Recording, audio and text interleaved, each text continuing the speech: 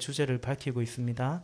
하늘나라는 저마다 등불을 들고 신랑을 맞으러 나간 열 처녀에 비길 수 있을 것이다.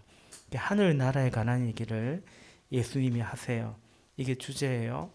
그리고 이 비유를 통해서 주시는 교훈은 뭔가 13절에 있습니다. 13절에 그러므로 깨어 있어라. 너희는 그 날과 그 시각을 알지 못하기 때문이다. 아멘. 자, 이제 설명하겠지만 주제는 하나님 나라예요. 그런데 이 비유를 통해서 하나님 나라를 우리에게 알려주고 주시는 교훈은 깨어 있어라 준비하라 입니다. 24장에서도 이미 여러 번 말씀하신 것과 같습니다. 내용은 이러합니다. 비유의 내용은 신랑을 맞으러 나간 신랑을 기다리는 열 처녀가 있습니다. 신랑을 기다리는 그 신부의 친구들이라고 볼 수 있습니다. 이전에 그 가운데 다섯은 어리석고 다섯은 슬기롭습니다. 3절에 어리석은 처녀들은 등불을 가졌으나 기름은 갖고 있지 않았습니다. 반면 슬기로운 처녀는 등불도 가지고 있었고 기름도 준비하여 마련하여 가지고 있었습니다. 그러던 중에 한밤중에 갑자기 신랑이 오는데요. 기름 가진 자는 신랑이 왔다라는 소리를 듣고 바로 이제 등불을 밝히는 것이고 오시는 신랑을 맞이하는 것이고, 기름이 없는 처녀는 깜깜한데 신랑을 맞이해서 켜야 될 불을 밝혀야 되는데 기름이 없어서 등불을 켤 수가 없다라는 것입니다. 그래서 그 기름을 가지고 있는 그 처녀들에게 가서 구워달라고 하는데 거절당하죠. 왜냐하면 그러다가 둘 다 모자랄 수 있다라고 말하면서 차라리 가서 기름 장수에게 가서 기름을 사오라라고 합니다. 그래 가서 기름을 사왔더니 신랑은 이미 도착했고 혼인잔치의 문은 닫혀버렸고, 그래서 나중에 막 문을 두드리면서 이제 그 신랑이 결국은 주님이란 걸 밝히죠. 주님, 주님, 문 좀 열어주십시오 라고 했더니 주님께서 소용이 없다라는 거죠. 내가 너희가 누군지 도무지 모르겠다라고 문이 닫혀버리고 맙니다. 이미 늦은 것입니다. 이것이 이 비유의 내용이고, 교훈은 이제 결론은 13절에 말씀드린 것처럼 그러므로 신랑이 언제 올 줄 모르니까 깨어 있어야 된다. 그 말씀입니다. 여러분, 성경의 메시지는 그 1차 독자 혹은 청자가 있고 그 다음에 독자들이 있습니다. 그 1차 독자 혹은 청자는 당시 이 말씀을 듣는 그 사람들 혹은 이 편지를 읽는 그 사람들이고요. 그 다음에 독자는 이제 그 후에 이 말씀을 듣게 되고 보게 되는 사람들이 그 다음에 독자들 혹은 청자이죠. 오늘 우리는 바로 그 다음에 청자 혹은 독자들이라고 할 수 있습니다. 저는 오늘 이 본문을 예수님이 이 말씀을 지금 하고 있는데 지금 듣고 있는 사람들이 있잖아요. 그 1차 독자거든요. 1차 청자거든요. 오늘 이 본문을 1차 독자, 청자에 비추어서 그리고 하나님 나라라는 주제에 비추어서 해석하고 좀 말씀을 전하고자 합니다. 마태복음 9장 15절 말씀에 예수께서 그들에게 말씀하셨다. 혼인잔치의 손님들이 신랑이 자기들과 함께 있는 동안에 슬퍼할 수 있느냐? 그러나 신랑을 빼앗긴 날이 올 터이니 그때에는 그들이 금식할 것이다. 예수님 말씀하셨어요. 그러니까 이것도 예수님께 따지러 온 거예요. 유대 지도자들이 세례 요한의 제자들은 금식도 하는데 왜 당신의 제자들은 금식하지 않느냐 그랬더니 예수님께서 지금 신랑이 혼인잔치 속에 같이 있는데 이 기쁜데 무슨 금식이냐, 지금은 파티를 벌이는 거지. 그러나 신랑을 빼앗긴 날이 올 거다, 신랑이 죽는 날이 올 거다, 그때는 얼마나 슬프겠냐, 그때는 울며 금식하며 기도하며 그럴 거다라고 말씀하셨어요. 그래서 예수님이 이 땅에 오신 지금 여기 당신들에게 오신 신랑이라는 사실을, 메시아라는 사실을 예수님이 말씀하셨습니다. 지금 우리가 기다리는 신랑은 뭡니까? 다시 오실 예수님이라고 한다면 이 당시의 청자들에게는 이미 와 계신, 여기 계신 예수님이 이미 와 계신 신랑 메시아 예수님이셨습니다. 그럼 유대인들이, 특별히 종교 지도자들이 어떻게 했습니까? 그들이 신랑을 맞이하고 있나요? 그렇지 않죠. 바로 앞에 있는 신랑을, 함께 계신 신랑을 이들이 거부하고 배척하고 있었습니다. 이들은 그야말로 미련한 다섯 처녀입니다. 이 비유에 놓는 미련한 다섯 처녀 정도가 아니고, 지금 앞에 신랑이 와 있는데도 신랑을 맞이하지 못하는 정말 미련한 다섯 처녀들이죠. 예수님은 지금 그것을 그들에게 말씀하고 있는 것입니다. 이들이요 등불을 가졌습니다. 여기서 말하는 등불은 조금 이제 좀 영적인 해석이, 알레고리적인 그런 해석인데요. 이 등불은 일종의 신앙의 겉모습입니다. 형식입니다. 신앙의 경력이에요. 지식이에요. 유대인들이요, 특별히 종교 지도자들이 다 가지고 있었어요. 그런 굉장한 외형들, 털들, 형식들, 신앙의 어떤 경력들, 그리고 지식도 있었어요. 이들이 백성들에게 메시아를 늘 가르쳤던 사람입니다. 하나님 나라에 대해서도 가르쳤던 사람들입니다. 그러나 이들은 뭐예요? 신앙의 미련한 다섯 처녀처럼 기름이 없는 것과 같아요. 결정적으로 메시아를 알아보지 못하고 맞이하지 못하는 것입니다. 우리 그림을 하나 보고자 합니다. 여기 그림에 보면, 저는 잘 안 보이는데 여인이 나오죠. 여인. 처녀라고 하기엔 조금 더러 보이는 여인이 나오죠. 그림입니다. 그림. 이 여인이 등불을 가지고 있고 또 뭘 가지고 있어요? 기름을 가지고 있습니다. 맞습니까? 예. 그럼 여러분, 제가 하나 여쭙고 싶습니다. 굳이 하나 좀 뭐 그런 일종의 한번 생각해 본다면, 여기 등불과 기름 중에 굳이 하나만 가져야 된다면, 특별히 불을 밝힌다라는 그런 관점에서 둘 중 하나만 가져야 된다면 무엇이 더 중요할까? 무엇이 꼭 있어야 될까요? 기름이에요? 등불이에요? 우리 목사님 잘 대답하셨어요. 기름입니다. 우리 두 번째 그림을 한번 볼까요? 두 번째 그림에 보면 이걸 뭐라고 합니까? 횃불이라고 하죠. 보세요. 등불은 없어도 기름이 있으면요, 어딘가에 불 붙이면 불 붙일 수 있습니다. 밝힐 수 있습니다. 그죠? 예, 예. 이 전기 등기구가 있는데, 아닙니다. 잘못 또 비유가 틀릴 것 같습니다. 네, 그래요. 두 번째 그림을 보면 알 수 있듯이 등불은 없지만, 등기구는 없지만 기름이 있으면 이런 횃불이라도 만들어서 밝힐 수가 있는 것입니다. 오늘 본문에서 전하고자 하는 메시지를 몇 가지로 이제 정리해서 전하고자 합니다. 조금 어쨌든 죄송하지만 제 컨디션도 안 좋고 해서 빨리 좀 정리하고자 합니다. 우리 뭐 비유는 어렵지 않으니까요. 첫 번째는, 이 비유에서 전하고자 하는 메시지는, 첫 번째는 우리 믿음이 실체가 없는 껍데기이면 안 된다라는 거죠. 우리 믿음이 실제로는 밝힐 수 없는, 기름은 없는 등불만, 등기구만 있는 그런 껍데기 신앙은 아닌지를 돌아봐야 된다라는 것입니다. 기름 없는 등불은 무용지물입니다. 기름 없는 믿음은 무용지물인 것입니다. 실체가 없는 껍데기에 불과합니다.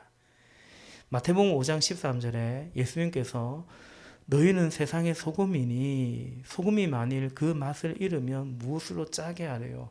후에는 아무 쓸데없어 다만 밖에 버려져 사람들에게 밟힐 뿐이니라 라고 말씀하셨습니다. 기름 없는 등불은 뭐와 같아요? 맛을 잃은 소금과 같습니다. 소금을 넣으면 짠맛이 나야 될 거예요. 근데 짠맛이 전혀 없어요. 그러면 그 소금 어디다 쓰겠습니까? 뭐 논이라도 오면 뭐 제설 장비로 쓸 줄 모르겠지만 사람들에게 밟히겠죠. 그러면 마치 그와 같다라는 것입니다. 말씀드린 것처럼 등불은 외형, 형식, 지식, 신앙의 경력들, 이런 목사, 장로, 권사 이런 타이틀 그런 것들이 등불 같은 것이라 볼 수 있습니다. 그럼 기름은 뭐냐? 기름은 성령의 기름 부으심이라는 말처럼 기름은 성령을 말합니다. 성령이 없는 목사, 성령 충만하지 않는 목사 뭐예요? 그죠? 그게 기름 없는 등불인 것입니다. 믿음의 열매가 없는 거죠. 믿음이 있지만 그 믿음이 내 삶에 작용하지 않는 거예요. 근세도 없고 능력도 없고 믿음으로 살지 않는 거죠. 마태복음 6장에 예수님이 말씀하신 것처럼 믿음이 적은 자가 돼가지고 이방인들처럼 내 무엇을 먹을까 마실까 입을까 그것 전전긍긍하며 살아가는 거죠. 그리고 이 기름은 뭘 상징하냐면 지금 주님 그래서 이 믿음 때문에 내 삶이 어떤가라는 거죠. 지금 성령이 충만하기 때문에 주님과 나의 관계가 어떤가인가죠. 내 안에 있는 어둠이 떠나갈 뿐만 아니라 나를 통해서 빛 대신 주님이 반사되어 나가는 거죠. 그게 빛이죠. 그게 기름입니다. 그러니까 지금 내가 주님을 기뻐하는가? 지금 내가 주님을 사랑하는가? 다시 오실 주님을 소망하기 때문에 지금 내가 얼마나 그 소망 때문에 거룩함과 깨끗함을 지키며 살아가려고 하는가? 이런 것이 다 기름입니다. 이게 껍데기가 아닌 실체인 거죠. 달리 말하면 13절에 이 기름은 깨어 있는가라는 것입니다. 그리고 1절에 하나님 나라 그 나라 가운데 살아가고 있는가 이것이 기름을 의미합니다. 여러분 완성된 하나님 나라는 예수님의 재림은 이미 임한 하나님 나라의 완성인 것입니다. 잘 기억하십시오. 그러니까 지금 하나님의 통치 가운데 있는 자에게 온전히 임하는 나라가 하나님 나라의 완성인 것입니다. 그날 마침 하필이면 그때 기름이 없어서 젠장 그런 것이 아니라는 거죠. 예수님이 그 정도의 간용도 없겠습니까? 우리 청년 때 제 친구랑 이런 이야기를 나눈 적이 있어요. 순수한 믿음이었던 것 같아요. 야, 우리가 죄를 지어서 용서받아야 구원받는데 죄를 지은 죄를 근데 내가 죄를 지었어. 그 교회 가서 회개해야지 하고 교회를 가. 근데 가는 길에 맞고 막 교통사고로 죽었어. 그럼 우리는 구원 받는 거야 안 받는 거야? 그런 얘기를 한 적이 있어요. 나 기억나요 친구랑. 그러니까 너무 단순한 생각이지만 그러나 한편으로는 보면 얼마나 구원에 관해서 두려운 마음이 있었는가 그 생각이 들기도 해요. 근데 우리의 구원이 그런 게 아니에요. 마치 교회 가서 회개하면 그때 주님 오시면 난 구원 받는데 회개하러 가는 길에 그만 죽으면 난 구원 못 받고 이런 말이 아니잖아요. 지금 마침 하필 그때 기름이 없어서 그런 것이 아니고 이미 지금 여기에서 신랑에 관심이 없는 거예요.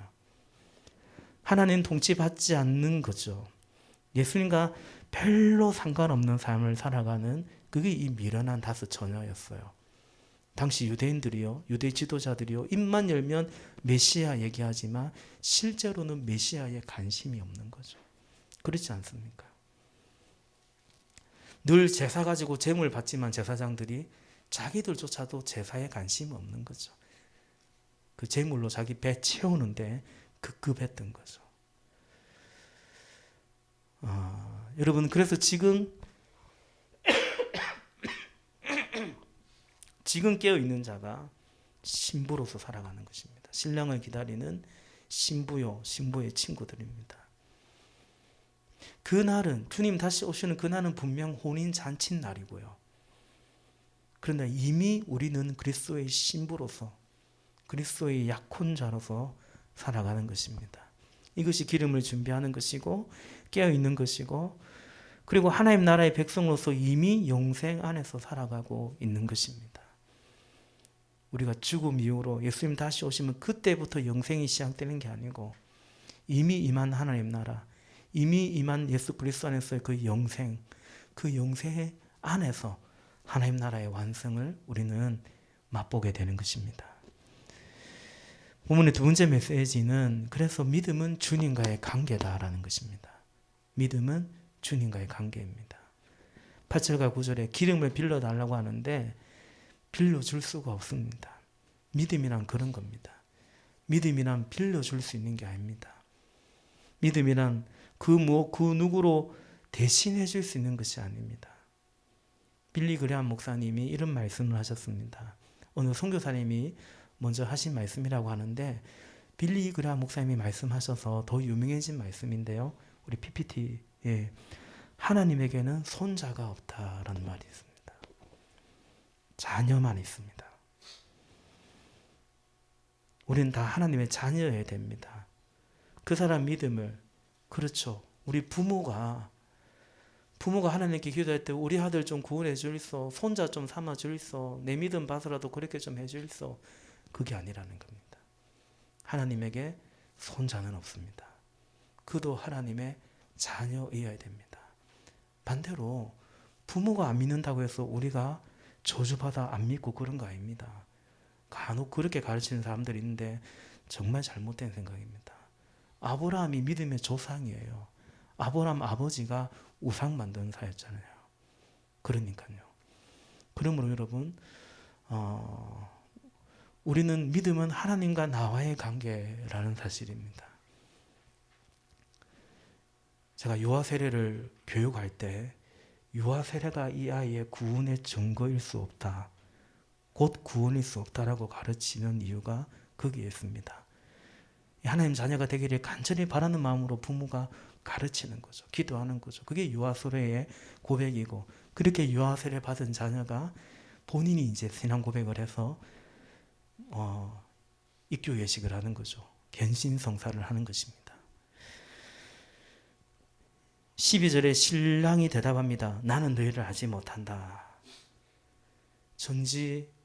전능하신 주님께서 뭘 모를까요? 알죠. 다 아시죠.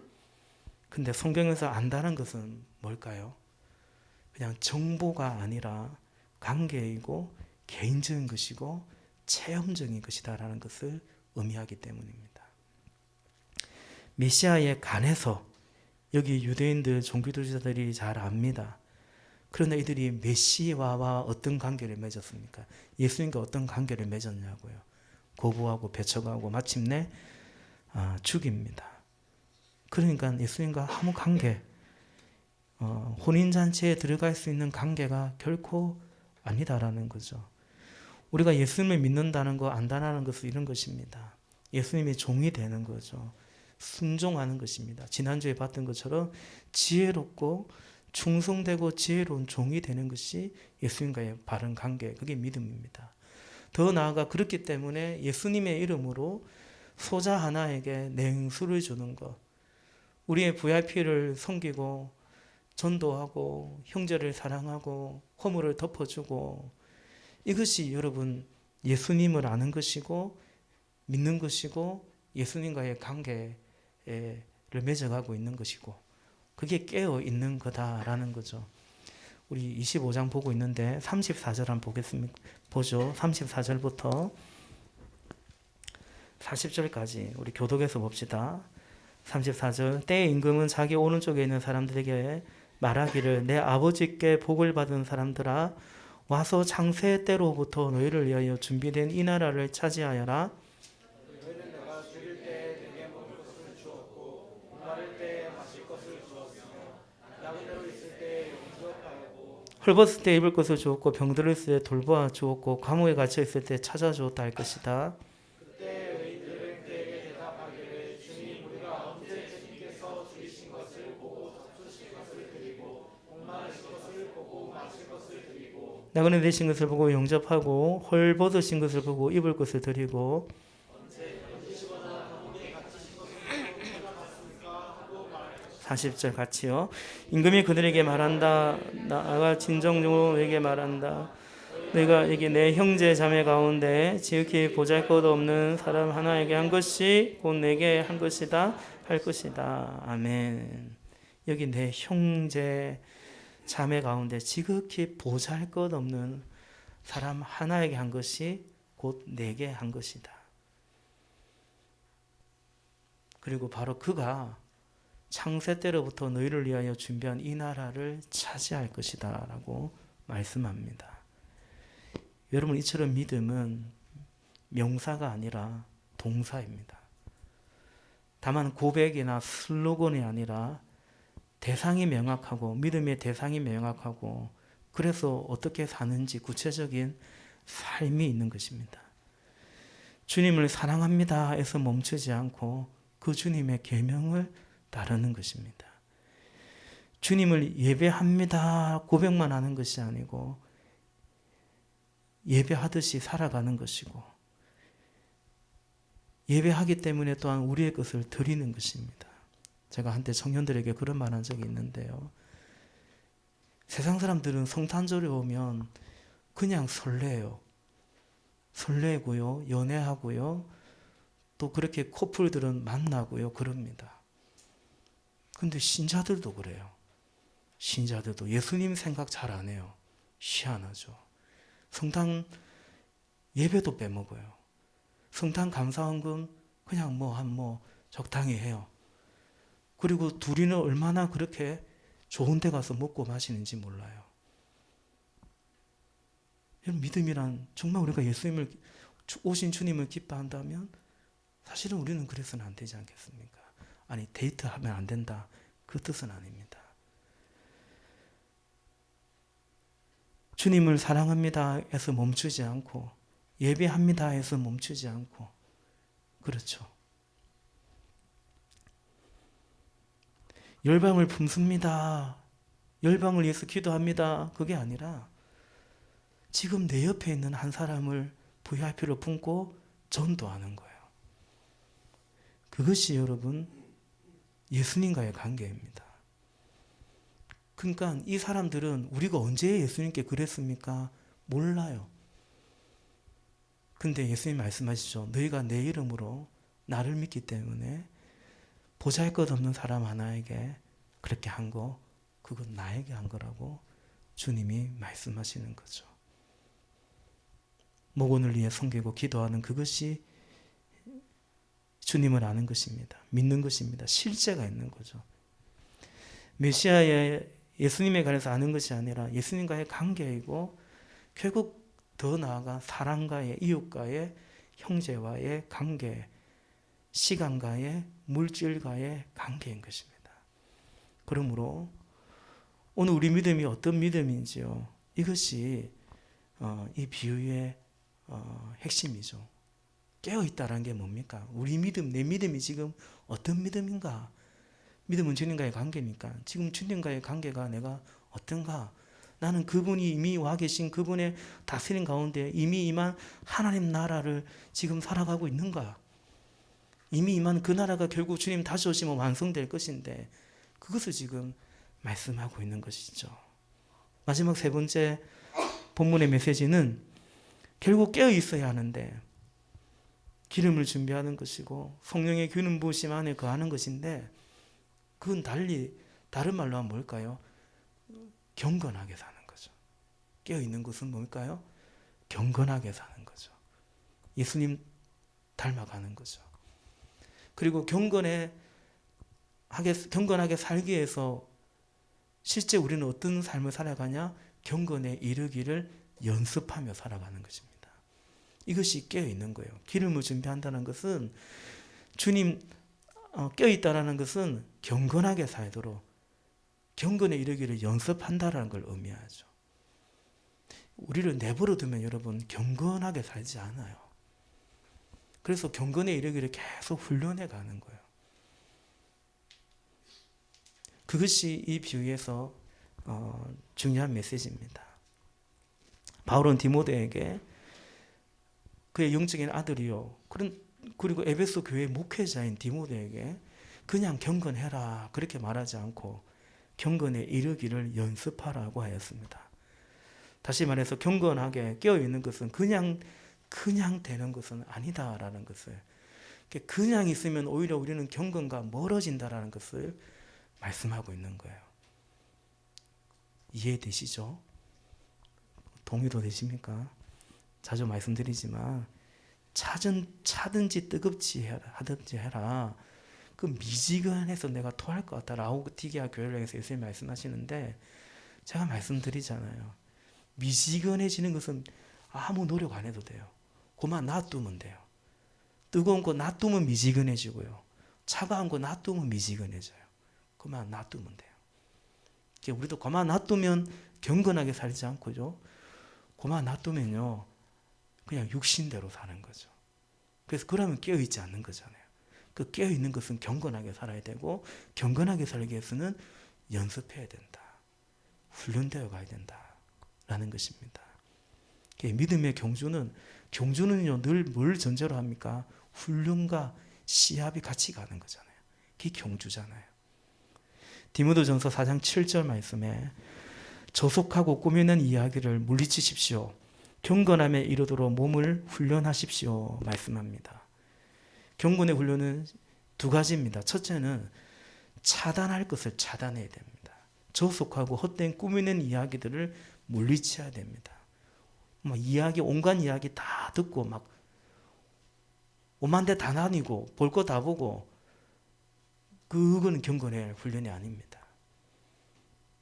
두 번째는 경건의 훈련은 몸을 훈련해야 됩니다. 믿음이 실제이듯이 경건도 실제입니다. 몸, 생각, 습관 이런 것들을 훈련해 가야 됩니다. 그래야 경건을 이루며 기름을 준비하는 삶이죠.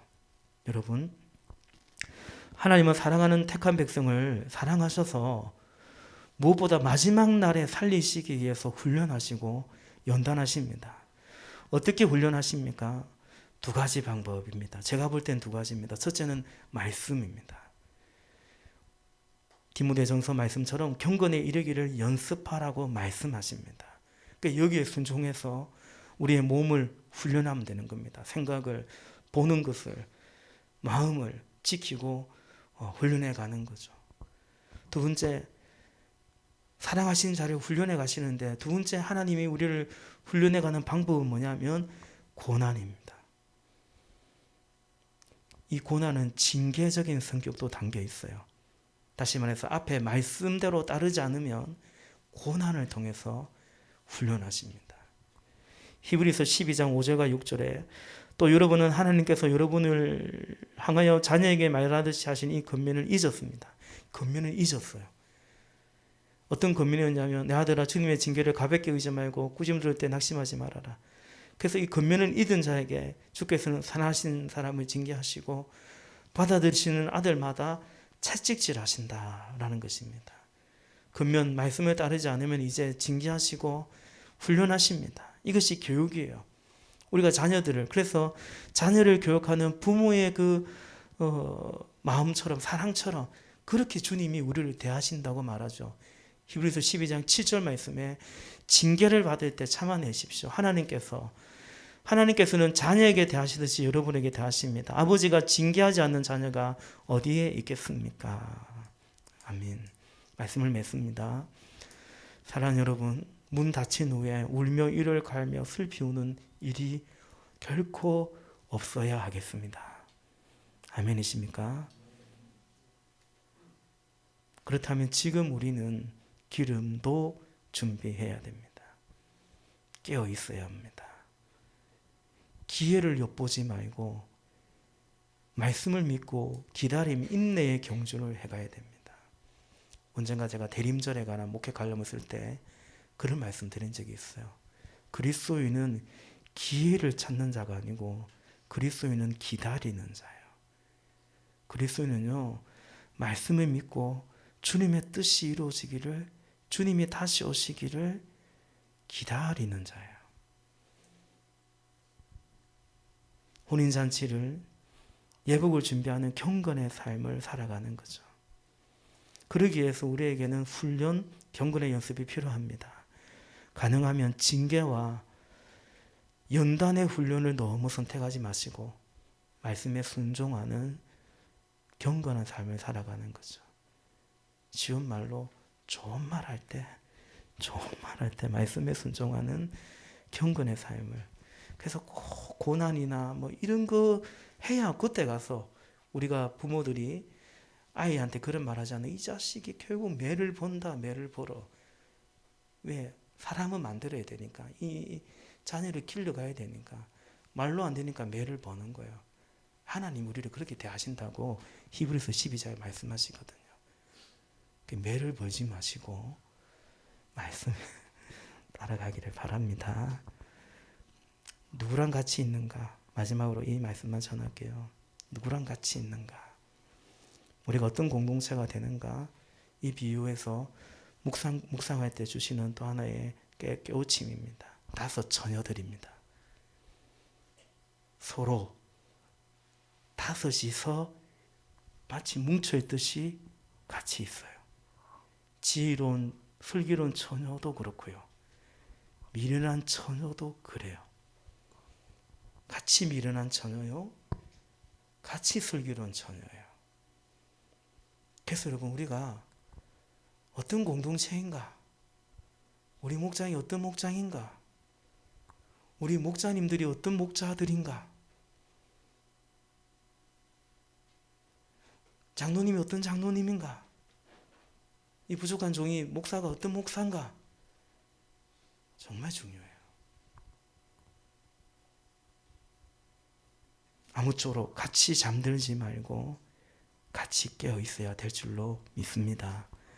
그런 교회가 되고, 그래서 이미 임한 하나님 나라의 통치 속에 같이 완성될 그 나라를 향한 이 믿음의 경주를 함께 해가는 저와 여러분 우리 모두가 되시기를 주님의 이름으로 부탁을 드립니다.